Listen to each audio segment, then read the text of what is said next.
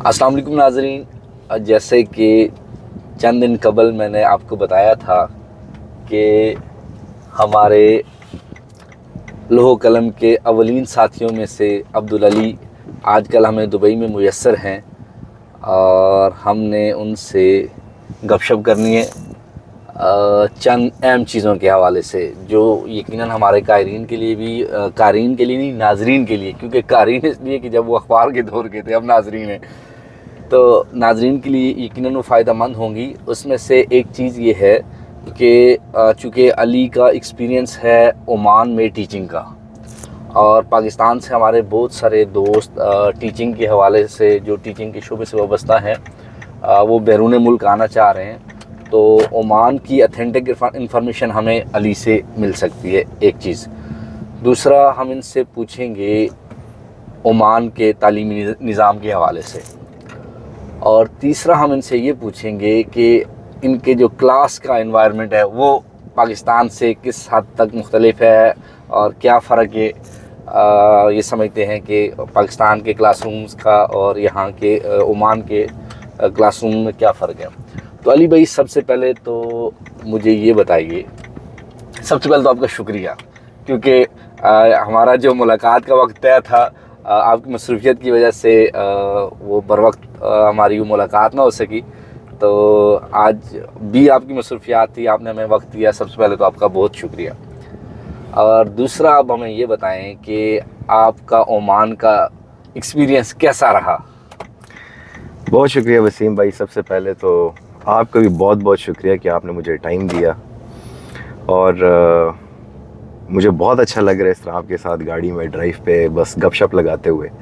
और जितने भी लोग आपको देख रहे हैं, सुन रहे हैं, उन सबको भी मेरी तरफ से सलाम।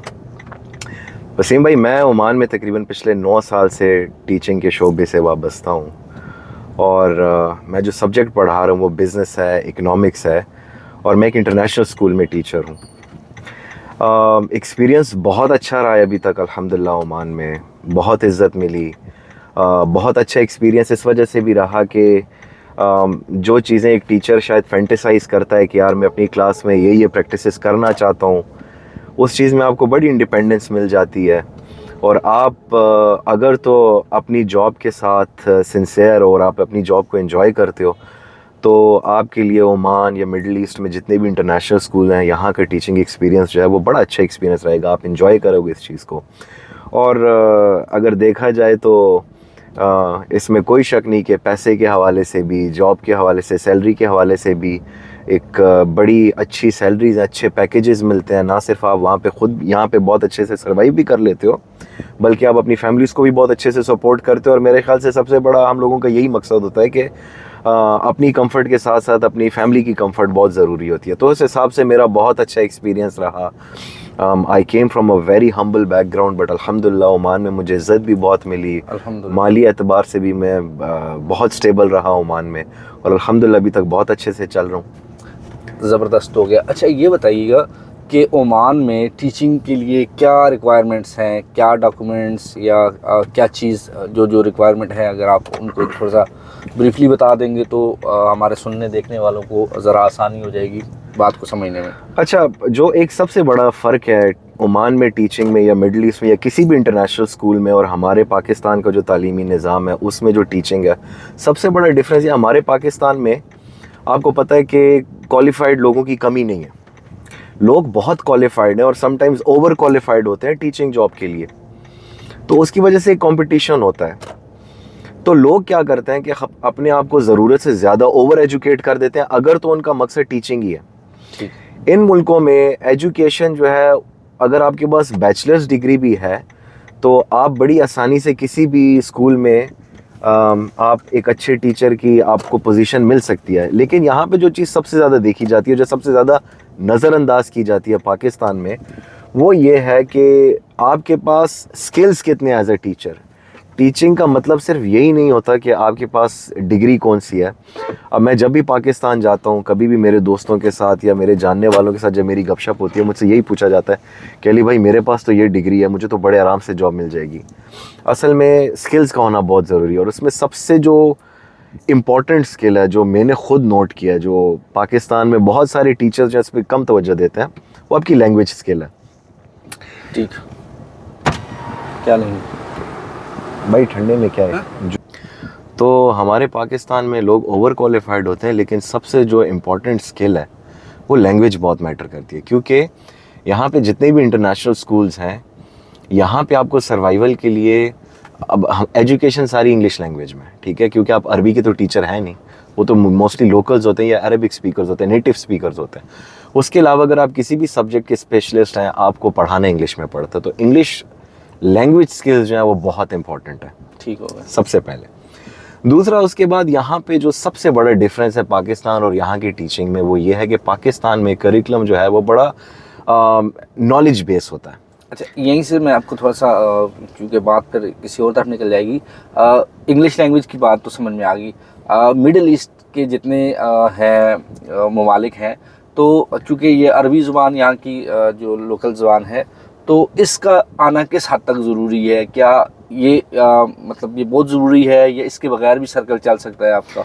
नहीं, अरबी का आना बिल्कुल ज़रूरी नहीं है, क्योंकि स्पेशली अगर ओमान की बात करें या आप यहाँ की भी बात करें, क्योंकि अगर आपको यहाँ पे जॉब मिलेगी, तो अगर आप प्रायोरिटी बना के आते हो कि यार हम अच्छा कमा भी लें और कुछ हम लोग पैसे बचा भी लें अपनी फैमिली के लिए, तो डेफिनेटली आप जाओगे इंटरनेशनल स्कूल्स के लिए। इंटरनेशनल स्कूल्स में, मैं खुद एक इंटरनेशनल स्कूल में 9 साल से पढ़ा रहा हूँ, मुझे आज तक कभी सर्वाइवल के लिए अरबी की ज़रूरत नहीं पड़ी। ठीक हो गया, ये बात क्लियर हुई। ये अरबी मस्ट है। हाँ, अरेबिक एक प्लस पॉइंट अगर आती है, अगर वो आगे सीख जाएंगे आप। बिल्कुल ऐसा ही है। अगर आपको इंग्लिश अच्छी आती है, उसके बाद आपका जो सब्जेक्ट है उसमें आपके पास कम से कम 2 साल का एक्सपीरियंस होना चाहिए, चाहे वो आपका पाकिस्तान का एक्सपीरियंस होना चाहिए। ठीक है। अगर आपके पास पाकिस्तान का भी एक्सपीरियंस है, तो यहाँ पे इंटरव्यू बेस पे सिर्फ आपको हायर नहीं किया जाता, आपसे डेमोन्स्ट्रेशन भी ली जाती है, आपसे एक डेमो लेसन भी लिया जाता है, आपका इंटरव्यू होता है। और इंटरव्यू के अंदर कुछ चीज़ें बहुत इंपॉर्टेंट हैं, जो मैं इसके बाद अगर आप मुझसे सवाल पूछेंगे तो मैं आपको बताऊंगा। लाजम सी बात है, बल्कि आप अगर सवाल ना भी पूछो, जो चीज़ आपके माइंड में आप उसको बताते जाए, ताकि सम टाइम कोई इंपॉर्टेंट चीज़ है उसके बारे में अगर पूछा नहीं भी जाता तो वो रह ना जाए। बिल्कुल। तो एक तो मैंने इंग्लिश की सबसे पहले बात की। दूसरा जो सबसे बड़ा डिफरेंस है यहाँ के करिकुलम में और वहाँ के करिकुलम में, देखिए यहाँ पे इनका जो अपना करिकुलम है वो बहुत बेसिक्स है। जो यहाँ की मिनिस्ट्री है, मिनिस्ट्री ऑफ ओमान होगी या यूएई की जो मिनिस्ट्री है, इनके जो अपने सिलेबस होते हैं वो भी बेस करते हैं ब्रिटिश करिकुलम पे। तो चाहे ये लोग उस करिकुलम का एक छोटा सा पार्ट लेके अप्लाई कर देंगे लोकल स्टूडेंट्स के लिए, बट बुक्स और करिकुलम सारा ब्रिटिश ही होता है यहाँ पे। तो आपको पता है जो सबसे बड़ा डिफरेंस होता है, अब जो पाकिस्तान में जो टीचर्स ए लेवल्स या ओ लेवल्स पढ़ा रहे हैं, उनके लिए ये बहुत आसान है कि वो यहाँ पे आके सर्वाइव कर जाएंगे, क्योंकि उनको पता है कि हमारे यहाँ या जो ब्रिटिश करिकुलम होता है उसमें सिनेरियो बेस्ड लर्निंग ज़्यादा होती है। नॉलेज से ज़्यादा आपके जो स्टूडेंट्स के राइटिंग स्किल्स होते हैं, जिसमें एप्लीकेशन होता है, एनालिसिस होता है, इवैल्यूएशन होता है, उस पर बहुत फोकस किया जाता है। और क्वेश्चंस का सेंस ही ऐसा दिया जाता है बच्चों को, जिसमें उनका नॉलेज शायद 50% उनका नॉलेज टेस्ट किया जाता है, और बाकी उनके राइटिंग स्किल्स, जिसमें वो कितना अच्छा एनालाइज कर सकते हैं फैक्ट्स को, इवैल्यूएट कैसे कर सकते हैं, कंपैरिजंस कैसे कर सकते हैं। तो यहाँ पे जो टीचिंग है वो सबसे ज़्यादा जो फोकस करती है, जो टीचर को पढ़ाने में सबसे ज़्यादा फोकस करना होता है, वो यही होता है कि बच्चों के राइटिंग स्किल्स को कैसे इंप्रूव किया जाए। हमारे यहाँ, जैसे मैं कि मिसाल देता हूँ कि हमारे यहाँ पूछा जाता है डिफाइन दिस, तो यहाँ पे आपको डेफिनेशन दे दी जाती है और साथ आपको एक सिनेरियो दिया जाता है और आपको बताया जाता है कि इस डेफिनेशन को इस सिनेरियो के साथ अप्लाई करके बताओ। ठीक हो गया। तो उसके अलावा क्लासरूम के हवाले से जैसे इंटरव्यूज़ होते हैं, जब भी कभी आप ओमान में टीचिंग जॉब के लिए अप्लाई करते हो, इंटरव्यूज़ के हवाले से ये है कि ये आपसे कभी भी नॉलेज, आपके सब्जेक्ट का नॉलेज टेस्ट नहीं करेंगे। आपके पास डिग्री ऑलरेडी, अगर आपके पास बैचलर्स डिग्री भी है, यू आर एलिजिबल कि आप जॉब के लिए अप्लाई कर सकते हैं ओमान में। लेकिन उसके अलावा जो इंटरव्यू में आपसे कुछ चीज़ें पूछी जाती हैं, उसमें जैसे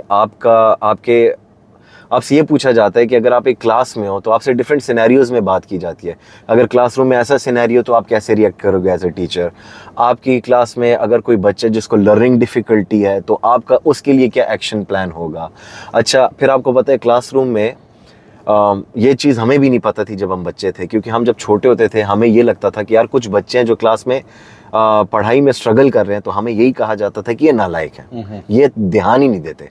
लेकिन ये जब हम खुद टीचिंग में आए तो हमें पता चला कि यार ज़रूरी नहीं है कि बच्चा एफर्ट ना कर रहा हो सकता है उसको कोई लर्निंग डिफिकल्टी हो। 10 किस्म के डिफरेंट सिचुएशंस होती हैं जिसमें, और मेंटल कंडीशंस होती हैं जिसकी वजह से बच्चा स्ट्रगल करता है, जिसमें फॉर एग्जांपल डिसलेक्सिया है। वो एक ऐसी मर्ज है जिसके अंदर बच्चों को जो क्लियरिटी से कोई चीज़ नज़र ही नहीं आती, तो उसमें आप बच्चों को जितना मार पीट लो तो बच्चे के जहन में वो बात नहीं जाएगी। तो हम लोगों को बाकायदा यहाँ पे ट्रेनिंग्स दी जाती हैं कि आपने इस तरह के बच्चों को कैसे हैंडल करना है। फिर अगर आपकी क्लास में मुख्तलिफ माइंड सेट के बच्चे हैं, हर बच्चे के एक तरह का माइंड नहीं होता, कुछ बच्चे होते हैं जो स्मार्ट होते हैं, कुछ मीडियोकर होते हैं, कुछ वीक बच्चे होते हैं जिनको डिफिकल्टीज होती हैं। तो जो डिफिकल्ट बच्चे हैं उनके लिए आपके पास क्लास में क्या स्ट्रेटेजी होगी, अच्छा, उनको आप कैसे एंगेज करोगे। तो इन चीज़ों पे थोड़ा सा रिसर्च करके उसके बाद अगर आप किसी इंटरव्यू में अपीयर होंगे तो आपसे यही बातें पूछी जाएंगी। ठीक हो गया। और अली भाई, इसके लिए डॉक्यूमेंटेशन आपको क्या रिक्वायर्ड होती हैं टीचिंग के लिए? क्या कोई स्पेशल मिनिस्ट्री की तरफ से कोई एग्ज़ाम पास करना होता है? आने से पहले कौन कौन सी चीज़ें रिक्वायर होती है, और यहाँ पे आने के बाद कौन कौन से कोर्सेज वगैरह या कौन सा मराहिल है वो आपको तय करने पड़ते हैं? अच्छा, टीचिंग के लिए सबसे पहले तो आपके पास डिग्री होनी चाहिए एटलीस्ट बैचलर्स की।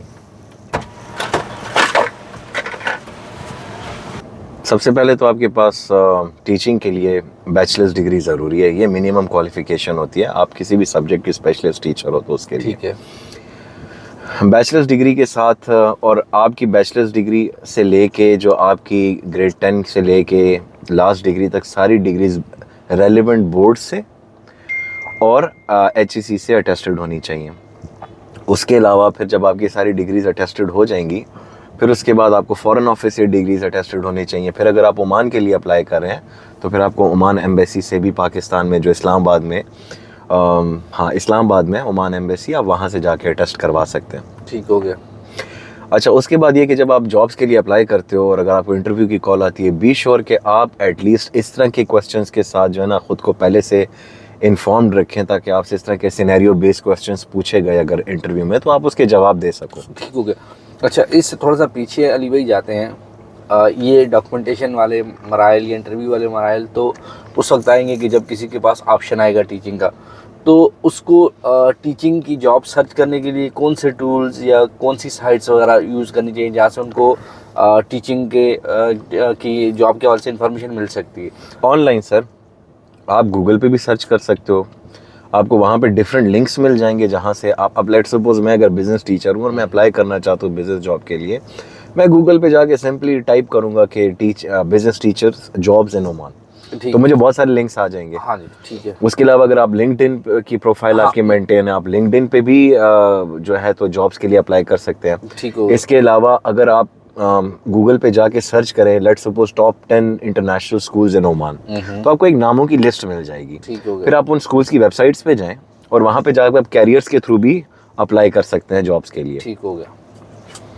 हाँ, एक गलती जो बहुत सारे लोग, मेरे अपने सोशल सर्कल में बहुत सारे लोगों ने ये गलती की थी कि वो आज़ाद वीज़ा लेकर, जिसको आज़ाद वीज़ा वैसे होता तो कुछ भी नहीं है, कंपनी का किसी का वीज़ा लेकर आके यहाँ पे जॉब सर्च करते हैं। ऐसा मत कीजिए, क्योंकि हायरिंग जो होती है स्कूल्स की एक स्पेसिफिक टाइम पीरियड में होती है। जैसे अगर आप फरवरी ऑनवर्ड या जनवरी से आप शुरू कर दें, क्योंकि उस टाइम पे टीचर्स को, स्कूल्स को क्लियर होता है कि अगले साल कौन से टीचर हमारे पास रह रहे हैं, कौन से हमने न्यू हायर करने हैं। ठीक है। तो फरवरी ऑनवर्ड जो है वो लोग हायरिंग्स शुरू कर देते हैं। अब साल उसके बाद एक दफ़ा जब सेशन शुरू हो जाता है, जो कि यूजुअली अगस्त में होता है, उसके बाद वो लोग हायरिंग्स नहीं करते। ठीक है। तो मतलब ये जो बेस्ट टाइम है वो जनवरी से लेके बिल्कुल आप ये समझ लीजिए जून तक। ठीक हो गया। ये हायरिंग पीरियड होता है स्कूल्स का। ठीक हो गया। और अगर आप ए लेवल्स या ओ लेवल्स का एक्सपीरियंस रखते हैं पाकिस्तान में, फिर आपको बहुत ज़्यादा एज है, आपको बड़े आराम से यहाँ जॉब मिल जाती है। बिकॉज आप जो एक कंटेंट कल्चर होता है ब्रिटिश स्कूल्स का या ब्रिटिश करिकुलम का, उससे आप ऑलरेडी वाकिफ़ होते हो। वो पूरी दुनिया में एक ही स्टैंडर्ड है। बल्कि इनफैक्ट अगर आप मुझसे ये पूछें तो शायद हमारे पाकिस्तान में स्टूडेंट्स के अंदर ज़्यादा ब्रिलियंस होती है। ठीक हो गया। तो अली, जब आपने अपना पढ़ाने का सिलसिला शुरू किया ओमान में, तो स्टार्ट में क्या आपको मुश्किलात पेश आई, और इससे जुड़ा कोई दिलचस्प वाक़या अगर आप सुनाना चाहें तो? सर, एक अजीब सी बात है, बट मैं जब ओमान आया तो शुरू में मेरे लिए सब कुछ बहुत डिफरेंट था, क्योंकि नया स्कूल, नया मुल्क, नई जॉब, और बिल्कुल मतलब मैं बहुत सी चीज़ों में बिल्कुल सरप्राइज़ हो गया था। बट इवेंचुअली मुझे था कि यार अब मैं आ गया हूँ, ये अपॉर्चुनिटी सबको नहीं मिलती। अगर मुझे अल्लाह ने एक अपॉर्चुनिटी दी है तो मैं अपनी तरफ से पूरी कोशिश करूँगा कि मैं सर्वाइव करूँ। तो बीइंग अ टीचर आपको हमेशा ना क्लास के अंदर एक अपना यूनिक सेलिंग पॉइंट रखना होता है कि जो बाकी टीचर्स में ना हो वो आप में हो। और आप तो मुझे बड़े अरसे से जानते हो, मुझे गाने वगैरह म्यूज़िक का बड़ा शौक हुआ करता था। तो जब मैं आया मैंने अंदाज़ा लगाया कि जितने भी ओमानी बच्चे हैं, पता नहीं क्यों बट ये हिंदी सॉन्ग्स और बॉलीवुड के कल्चर से बड़े वाकिफ़ हैं। तो अब मैं जब क्लास में गया, बच्चों के कद मुझसे भी ज़्यादा लंबे थे। मैं खुद उस टाइम छोटा था, 25-26 साल, नौजवान था। नौजवान तो आप नहीं कहोगे, बट यह है कि उम्र के उस हिस्से में था कि वो बच्चे मुझसे भी ज़्यादा लंबे थे। तो जब मैं क्लास में पढ़ाने गया, 1-2 दिन पढ़ाया, बच्चों के मुंह बड़े लटके हुए, मतलब मुझे समझ नहीं आ रहा था कि शायद ये मुझे समझ नहीं पा रहे या ये मुझे मेरी क्लास को ज़्यादा फिर एक दिन मैंने उनको, मेरा तीसरा लेसन था उनके साथ, तो मैंने बोला चलो छोड़ो यार, आज मुझे पहले बताओ कि आप लोगों की हॉबीज़ क्या हैं। तो बच्चों ने मेरे साथ खुल के ज़रा फुटबॉल के हवाले से बात करनी शुरू की। फुटबॉल का कल्चर बहुत है मिडिल ईस्ट में, हर बच्चा फुटबॉल फॉलो करता है। अगर आप फुटबॉल की बात करेंगे तो वो आप उनके सबसे फेवरेट टीचर बन जाए। तो मुझे पता चला एक तो इनका म्यूज़िक में बड़ा बच्चों का, क्योंकि ये जनरेशन ही ऐसी है, इनका म्यूज़िक से बड़ा लगाओ फुटबॉल से। और फिर उस दिन मैंने उनके साथ जो ना थोड़ी फुटबॉल पे बात की, और मैं लकीली मेरे कुछ दोस्त होते थे पाकिस्तान में, उनके साथ हम जब भी बैठते थे हम फुटबॉल की डिस्कशंस करते थे। तो उन बच्चों के साथ मैंने फुटबॉल पे डिस्कशन की, तो बच्चों को लगे यार इस टीचर को, ये तो बड़ा फुटबॉल का फ़ैन है। तो उसके बाद से बच्चों का बोलचाल का तरीका या मुझसे बात करने का तरीका, बिल्कुल उनका एक नज़रिया बदल गया मेरे बारे। उसके बाद मुझे बड़ी आसानी होगी उन बच्चों के साथ इंटरेक्ट करना। और मैं जब भी, क्योंकि मेरा सब्जेक्ट ऐसा था बिज़नेस के, मैं जब भी उनसे बात करता था मैं कोशिश करता था कि मैं जो भी एग्जांपल दूं समहाउ किसी भी तरह मैं फुटबॉल को उसके अंदर इंक्लूड करूं एग्जांपल के अंदर, तो बच्चों का इंटरेस्ट बना रहेगा। तो ये बहुत ज़रूरी होता है एज ए टीचर कि आप अपने बच्चों का, हर बच्चे का अपना एक इंटरेस्ट होता है, आप उसके इंटरेस्ट को सिर्फ कंसिडर करो पढ़ाते हुए, तो आपको उनकी अटेंशन बहुत मिल जाती है। ठीक हो गया। अली, आपका तकरीबन 9 साल का अरसा हो गया ओमान में। ओमान से यकीनन आपकी बहुत सारी यादें वाबस्ता हैं, बहुत सारी इमोशनल चीज़ें भी होती हैं। तो कोई ऐसी चीज़ जो आप जिक्र करना चाहें बतौर ख़ास? सर वैसे तो मेरा सारा वक्त ही अल्हम्दुलिल्लाह ओमान में बहुत अच्छा गुजरा है। लोग बहुत वेलकमिंग हैं ओमान के, बड़ा एहसास करने वाले लोग हैं।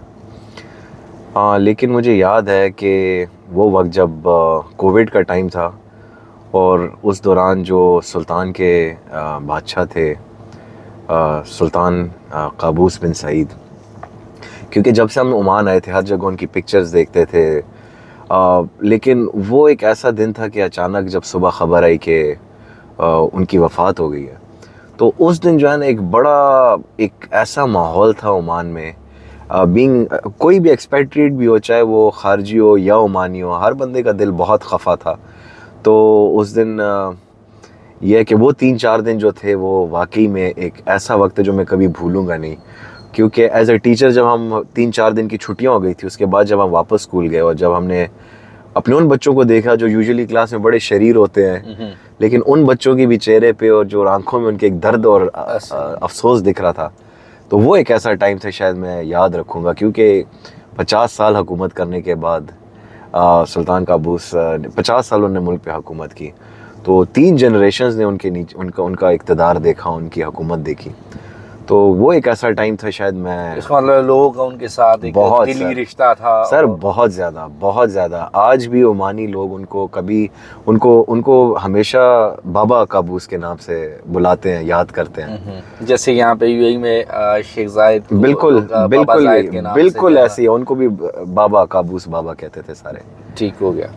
अच्छा अली, वापस एजुकेशन पे आते हैं, मिली जुली बात चल रही है। तो क्लास के हवाले से आपने बताया, तो पाकिस्तान के जो स्कूल कॉलेजेस हैं उनके क्लासरूम का एनवायरनमेंट भी आप देख चुके हैं, और ओमान में भी आप पढ़ा चुके हैं और पढ़ा भी रहे हैं। तो क्या फ़र्क आपको फील हुआ क्लास एनवायरनमेंट में? सर देखें, पाकिस्तान में ना हमारे जो बच्चे हैं, हम लोगों को शुरू से आप ये समझ लें कि हमें ये बात बावर करवाई जाती है हमारे माँ बाप की तरफ से कि आप पढ़ोगे तो सर्वाइव करोगे, आप पढ़ोगे तो सर्वाइव करोगे। यहाँ पे इन बच्चों का प्रॉब्लम सर्वाइवल नहीं है, बिकॉज ये ऑलरेडी अच्छी फैमिली से, वेल ऑफ फैमिलीज़ के ये बच्चे होते हैं। इन लोगों को माशी परेशानियाँ कोई भी नहीं है। तो ये लोग बच्चे, इनकी ज़्यादातर पेरेंट्स की ख्वाहिश ये होती है कि बच्चे स्किल सीखें। ठीक है, एजुकेशन तो ठीक है, स्कूल आते हैं, कंटेंट हम उनको पढ़ाते हैं, सिलेबस हम कवर करवाते हैं, लेकिन उसके अलावा इनकी पेरेंट्स की बड़ी ख्वाहिश होती है कि हमारे बच्चे कोई स्किल सीखे। तो एज ए टीचर अगर आप खुद स्किल्ड हो ना, और आप अगर उस स्किल को डिलीवर कर सकते हो, तो आपकी बड़ी वैल्यू होती है। ऐसे ही है। तो यहाँ पे लोगों का फोकस ज़्यादा स्किल, लैंग्वेज पे बहुत ज़्यादा फोकस करते हैं यहाँ के लोग।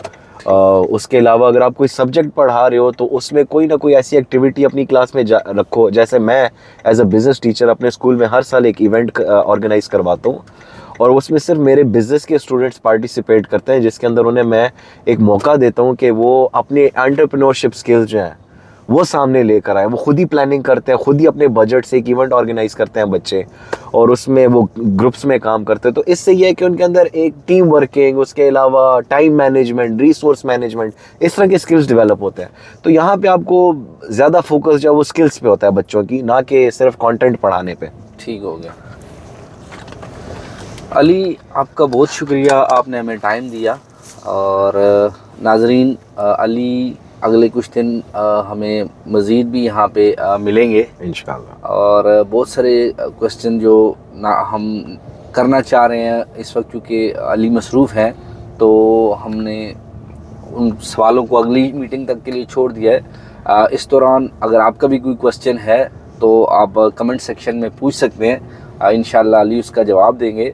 और आपको ओमान आने के हवाले से किसी भी किस्म की मदद चाहिए, इंफॉर्मेशन चाहिए, तो इंशाल्लाह अली आपको इस सिलसिले में मदद फराहम करेंगे और आपको जो एक्यूरेट इंफॉर्मेशन है वो आप तक पहुंचाएंगे। तो अली, आपका एक मरतबा फिर बहुत शुक्रिया। बहुत शुक्रिया वसीम भाई, बहुत अच्छा लगा आपके साथ गपशप करके, और इंशाल्लाह ये मुलाकातों के सिलसिले रहेंगे। मेरा अक्सर आना जाना होता है दुबई, तो इंशाल्लाह फिर मुलाकात होगी। और आपके व्यूवर्स का जो भी क्वेश्चन हो आप मुझे बताइएगा, मैं ज़रूर अच्छे से गाइड भी करूँगा उन्हें, क्योंकि मिस इन्फॉर्मेशन बहुत होती है। कभी कभी चीज़ें बहुत सिंपल होती हैं बट उनको बहुत कॉम्प्लिकेट करके पेश किया जाता है, इस वजह से ताकि लोग हमसे ज़्यादा इन्फॉर्मेशन लें।